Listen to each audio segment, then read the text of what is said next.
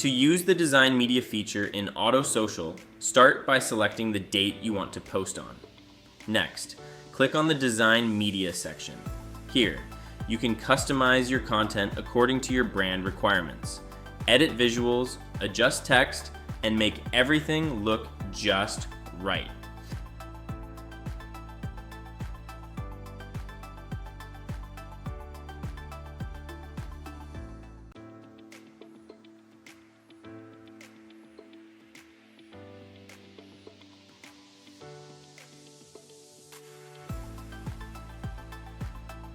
Once your media is ready, simply click on Use this media.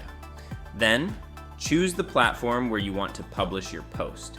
Add your caption or text content, and when everything looks good, click on the Add to Calendar button, and that's it. Your post is scheduled and ready to go.